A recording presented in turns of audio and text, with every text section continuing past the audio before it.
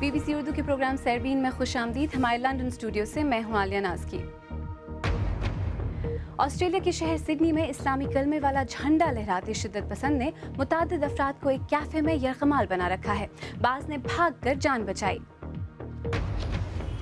شدت پسند تنظیم دولت اسلامیہ کے حق میں انڈیا سے ٹویٹر اکاؤنٹ چلانے والے شخص کی گرفتاری کے بعد سوشل میڈیا سے متعلق قوانین پر بحث چھڑ گئی ہے.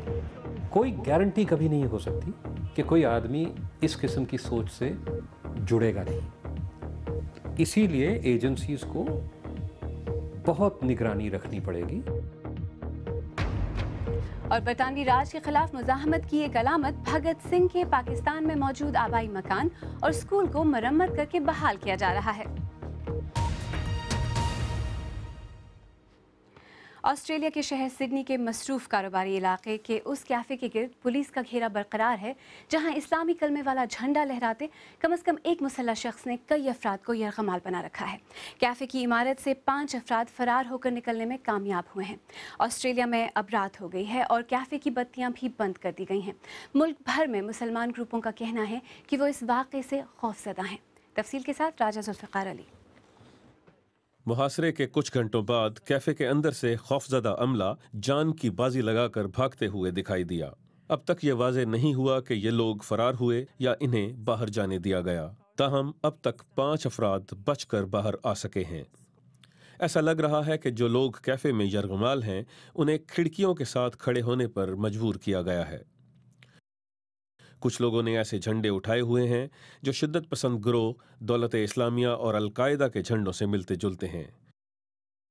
لیکن حکام نے فی الحال حملے کے پیچھے مقصد پر قیاس آرائی سے انکار کیا ہے. اس وقت اور اس وقت تک جب تک یہ سلسلہ چلتا ہے ہمارا واحد مقصد ان لوگوں کو محفوظ طریقے سے باہر نکالنا ہے. یہ ہماری پہلی ترجیح ہے اور یہ نہیں بدلے گی. اس وقت سڈنی کے مرکزی علاقے مارٹن پلیس میں ایک بڑا پولیس آپریشن جاری ہے. آسٹریلیا میں ہونے والا یہ واقعہ ملک میں سیکیورٹی کا سب سے بڑا واقعہ ہے. پولیس پرامن طریقے سے اس محاصرے کو ختم کرنے کے لیے کیفے کے اندر کم از کم ایک مسلح شخص کے ساتھ مذاکرات کرنے کی کوشش کر رہی ہے. And I deliver this message to you, especially the people of Australia. کم از کم 70 آسٹریلوی شہری شام میں دولت اسلامیہ جیسی شدت پسند تنظیموں میں شامل ہوئے ہیں. دولت اسلامیہ کے خلاف لڑنے کے لیے ایک بین الاقوامی اتحاد کے تحت آسٹریلیا نے 600 فوجی متحدہ عرب امارات بھیجے ہیں. راجہ ذوالفقار علی، BBC نیوز. آئیے اب آسٹریلیا سے انڈیا چلتے ہیں جہاں پولیس نے سنیچر کے روز خود کو IS یعنی دولت اسلامیہ کہنے والی جماعت کی حمایت میں ٹویٹ کرنے والے ایک مسلمان انجینئر کو گرفتار کیا ہے.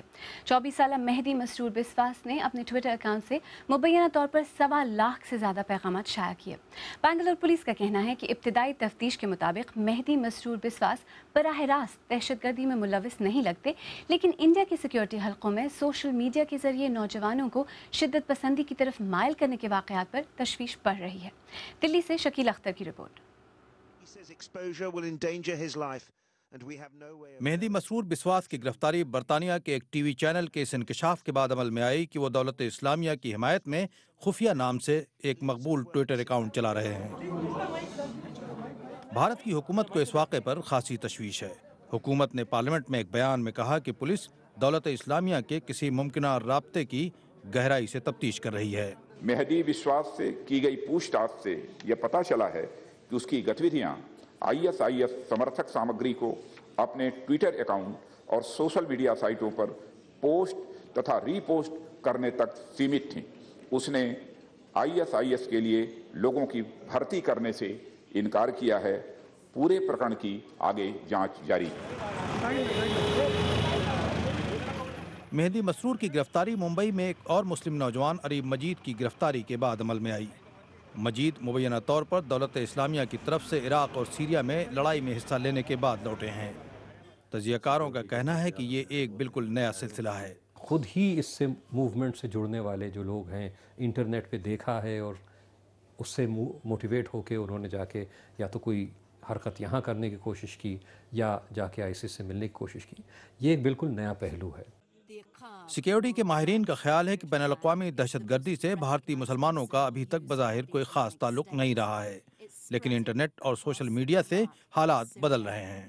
کوئی گارنٹی کبھی نہیں ہو سکتی کہ کوئی آدمی اس قسم کی سوچ سے جڑے گا نہیں، اسی لیے ایجنسیز کو بہت نگرانی رکھنی پڑے گی کہ جو لوگ اس قسم کی لٹریچر، ویب سائٹس، ان سب سے کے پاس زیادہ جاتے ہیں، ان پہ امیڈیٹلی آپ کو ایک نگرانی رکھنے کی ضرورت ہوگی۔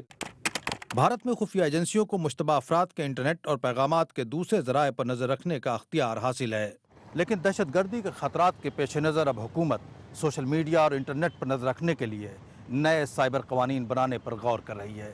شکیل اختر، BBC نیوز، دلی۔ انڈیا میں سائبر سیکیورٹی اور اس سے متعلق قانون پر بات کرنے کے لیے اس وقت دلی سے میرے ساتھ براہ راست موجود ہیں سیکیورٹی اور سائبر لاء کے ماہر پون دگل صاحب، سیربین میں خوش آمدید۔ مہدی مسرور بسواس پر جو الزامات ہیں ان کی قانونی حیثیت کیا ہے؟ دیکھیے، اگر آپ اتہاس پر روشنی ڈالیں تو پائیں گے کہ بھارت کے اتہاس میں شاید پہلی بار ایسا ہوا ہے کہ بھارت میں کسی کیس میں سائبر ٹیررزم کا مقدمہ درج کیا گیا ہے۔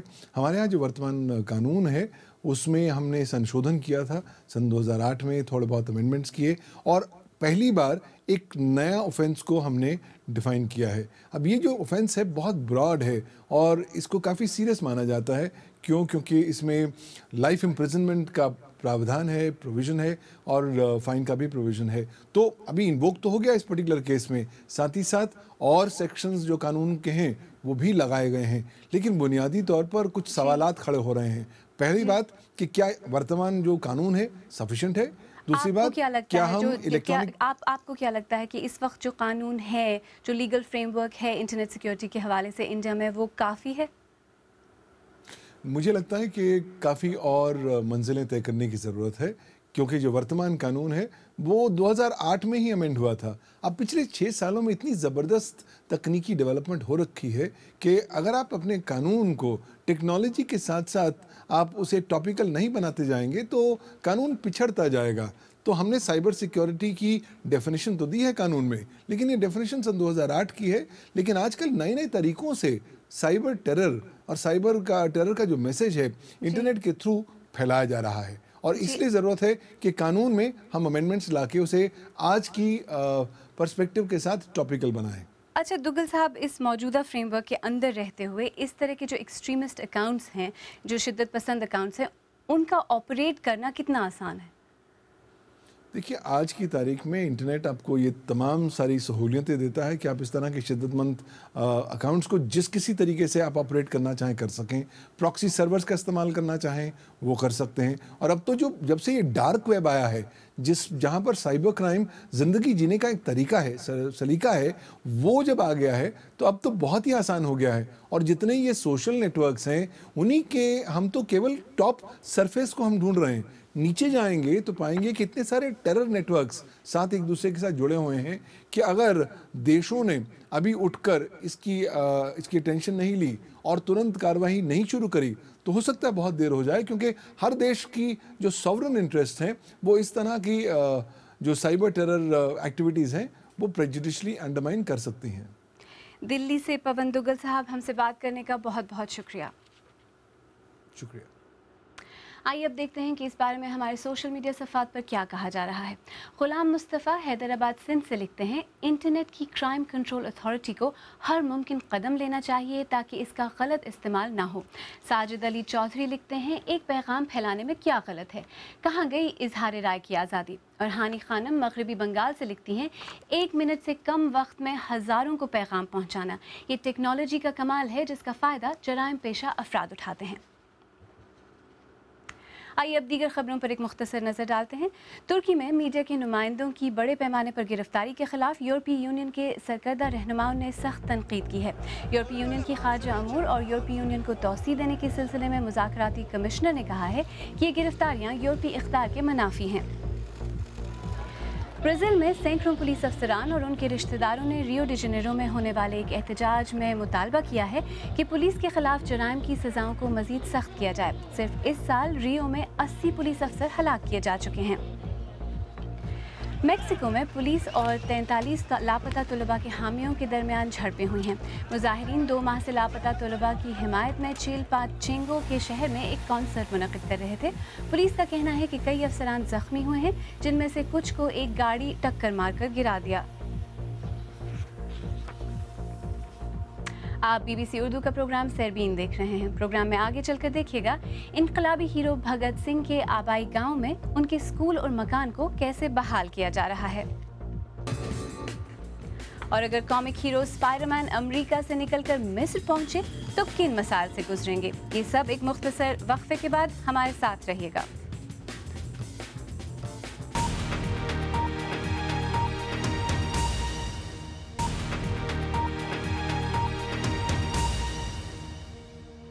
بی بی سی اردو کے پروگرام سیربین میں ایک بار پھر خوش آمدید۔ میں ہوں عالیہ ناز کی۔ بھگت سنگھ برطانوی راج کے خلاف مزاحمت کی ایک علامت ہیں، جنہیں محض 21 برس کی عمر میں ایک انگریز پولیس افسر کے قتل پر لاہور میں پھانسی کی سزا دی گئی۔ انڈین پنجاب میں واقع سینٹرل یونیورسٹی نے ہندی اور مراٹھی کے بعد بھگت سنگھ کے خطوط اور دستاویزات اردو میں بھی شائع کرنے کا اعلان کیا ہے۔ ادھر پاکستان میں جڑاوالا کے بنگا گاؤں میں موجود بھگت سنگھ کے اسکول اور مکان کو، جہاں وہ پیدا ہوئے، ان کی اصل شکل میں بحال کیا جا رہا ہے۔ شمالہ جعفری کی رپورٹ۔ جڑاوالا کے گاؤں بنگا میں زیادہ آبادی تقسیم ہند کے بعد ہجرت کر کے آنے والے خاندانوں پر مشتمل ہے۔ گاؤں کی ایک حویلی میں اس 2 کمرے کے مکان میں تقریباً 1 صدی پہلے تحریک آزادی کے ہیرو بھگت سنگھ نے آنکھ کھولی۔ بھگت سنگھ کے مکان بلکہ ان کے گاؤں کو حال ہی میں فیصل آباد کی ضلعی حکومت کی جانب سے اثاثہ قرار دیا گیا ہے۔ دیکھیے جی، میں تو اس کو ایز ہیریٹیج کے طور پہ میں نے پیورلی لیا ہوا ہے۔ ان کا نام ہے، ان کے چاہنے والے ہیں، ان کے فالوورز ہیں۔ میں نے اس کو in the better interest, in the best interest of Lyallpur, farmer Lyallpur and Faisalabad ضلع کی انٹرسٹ میں نے اس کو کنسیڈر کیا ہے کہ ایک پرسنالٹی ہے وہ یہاں پہ ہے، تو دیٹ میں اٹریکٹ ٹورزم۔ پنجاب کے چھوٹے سے گاؤں میں یہ وہ اسکول ہے جہاں بھگت سنگھ نے اپنی ابتدائی تعلیم لی، لیکن پاکستان کے اکثر بچوں کی طرح اس علاقے میں بھی بہت سے بچے بھگت کے بارے میں کچھ خاص نہیں جانتے، کیونکہ ہمارے نصاب میں تحریک آزادی کے ہیروز میں ان کا تذکرہ جو موجود نہیں۔ لیکن شاید اب اس گاؤں کو ثقافتی ورثہ قرار دیے جانے کے بعد بھگت سنگھ کو اپنے آبائی علاقے میں پہچان مل سکے۔ اسکول کے برآمدے میں اب بھی بھگت کے زمانے کا بلیک بورڈ لگا ہے، اور جس کلاس روم میں وہ پڑھتے تھے اب اس کی چھت گر چکی ہے، جسے دوبارہ تعمیر کیا جا رہا ہے۔ تقریباً 1 کروڑ روپے لاگت کے اس منصوبے کے لیے محکمہ آثار قدیمہ کے ماہرین کی خدمات لی گئی ہیں، تاکہ عمارتوں کو اسی طرح سے مرمت کیا جا سکے جس طرح کہ انہیں 1 صدی پہلے تعمیر کیا گیا تھا۔ دیواریں جہاں کی جہاں وہاں ٹھیک کر دیں اور نئی کرنے کی کوشش نہیں کی۔ پرانی چھت وہی پرانی ہے، پرانی چنائی اس کی پرانی ہے، اس کا سارا جو فرش ہے وہ بھی سارا وہ اوریجنل ہے۔ ماضی میں جب لاہور میں اس چوک کو بھگت سنگھ کے نام سے منسوب کرنے کی کوشش کی گئی، جہاں انہیں پھانسی دی گئی تھی، تو اس کی مخالفت کی گئی۔ یہ معاملہ ابھی بھی عدالت میں زیر سماعت ہے۔ Shumaila Jafri, B B C news, Faisalabad. ہماری ویب سائٹ bbc-urdu.com پر اس وقت آپ جن خبروں کو دلچسپی سے پڑھ رہے ہیں، ان میں آسٹریلیا کے شہر سڈنی میں مسلح شخص کی طرف سے متعدد افراد کو یرغمال بنانے کی خبر سر فہرست ہے۔ اس کے علاوہ لاہور میں تحریک انصاف کے دھرنے کی خبر میں بھی آپ خصوصی دلچسپی لے رہے ہیں۔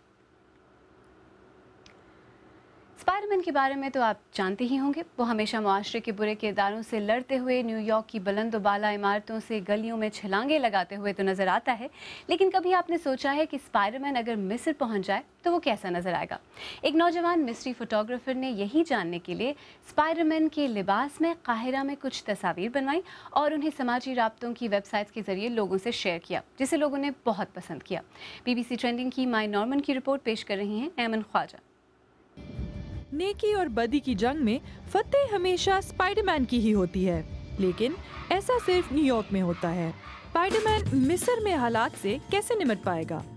20 سالہ مصری فوٹوگرافر حسین عاطف نے یہ تصاویر بنائیں اور انہیں سوشل میڈیا پر شیئر کیا۔ انہوں نے ایسا اس لیے کیا تاکہ وہ دنیا کو بتا سکیں کہ مصر میں زندگی کتنی مشکل ہے۔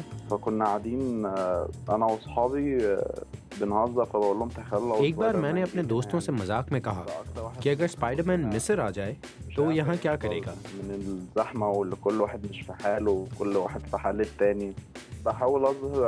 یہاں لوگوں کو طرح طرح کے مسائل درپیش ہیں. میں نے مزاح کے ذریعے مصر کے مسائل جیسے روٹی کی قیمت، گرمی، کیڑوں مکوڑوں کی طرح گلیوں میں پھیلے ہوئے طالب علم، پھر بجلی کی بندش اور گلیوں میں بدماشوں کی بھرمار، میں نے ایسے مسائل کو اجاگر کرنے کی کوشش کی ہے. بہت سارے مصریوں نے اسپائڈر مین کی قاہرہ آمد کو ایک مذاق سمجھا، جیسے اسپائڈر مین مصر آ کر شادی کرے گا اور پھر ایسا نظر آئے گا. حسین اور ان کے دوست مصر میں اسپائڈر مین کے تجربات پر ایک فلم بھی بنا رہے ہیں جسے وہ جلد ہی یوٹیوب پر جاری کریں گے. لیکن اتنے زیادہ سپر ہیرو کرداروں کی موجودگی میں اسپائڈر مین کا انتخاب ہی کیوں؟ میں نے بیٹ مین کا کاسٹیوم ڈھونڈا لیکن بس اسپائڈر مین کا ہی ملا. بی بی سی ٹرینڈنگ کی مائی نارمن کی رپورٹ. اگر آپ یہ رپورٹ یا آج کا پروگرام دوبارہ دیکھنا چاہیں تو ہمارے یوٹیوب چینل youtube.com/BBC اردو پر بھی دیکھ سکتے ہیں. جو لوگ ہمارا پروگرام موبائل پر دیکھتے ہیں ان کے لیے ہم نے خصوصی پلے لسٹ بھی تیار کی ہے. ہمارے یوٹیوب چینل کو سبسکرائب کرنا نہ بھولیں. آخر میں آپ کو یاد دلاتے چلیں کہ آسٹریلیا کے شہر سڈنی میں ایک شدت پسند کے ہاتھوں متعدد افراد کو یرغمال بنایا جانا آج سیربین کی اہم خبر تھی. تازہ ترین اطلاعات کے مطابق کیفے میں لوگوں کو یرغمال بنانے والے شخص کا نام ہارون مونس ہے اور وہ ایرانی نژاد ہے جسے آسٹریلیا میں پناہ دی گئی ہے. کیفے کے گرد پولیس کا گھیرا برقرار ہے. یہ تو تھا آج کا سیربین. کل کے پروگرام میں آپ کو کیا دکھائیں گے؟ ریل کے سفر کا رومانس کس نے محسوس نہیں کیا؟ اور ریل کا ذکر ہو اور انڈیا کا نام نہ آئے، یہ ہو نہیں سکتا. کل ہم آپ کو انڈیا کی ختم ہوتی نیرو گیج ریلوے کی تصاویر کی نمائش دکھائیں گے جو ایک طرح سے انڈیا کی سیر کرنے کے ہی مترادف ہے. کل شام 7:30 بجے bbcurdu.com اور آج ٹی وی پر ضرور دیکھیے گا. اگر آپ چاہیں تو مجھ سے اور ہماری ٹیم کے دیگر ساتھیوں سے ٹویٹر پر بھی رابطہ کر سکتے ہیں. میرا ٹویٹر ہینڈل ہے @alianazki. اس کے ساتھ ہی سیربین اختتام کو پہنچا. پروگرام میں پیش ہونے والے موضوعات پر اگر آپ اپنے خیالات کا اظہار کرنا چاہیں تو فیس بک پر ہمارا صفحہ حاضر ہے. آپ ہمارے ٹویٹر ہینڈل @BBC اردو کے ذریعے بھی ہم سے رابطہ کر سکتے ہیں. کل پھر حاضر ہوں گے. تب تک تازہ ترین خبروں، تجزیوں، تبصروں، تصاویر اور ویڈیوز کے لیے ہماری ویب سائٹ bbcurdu.com دیکھتے رہیے. آلیہ ناز کی کو اب اجازت دیجیے.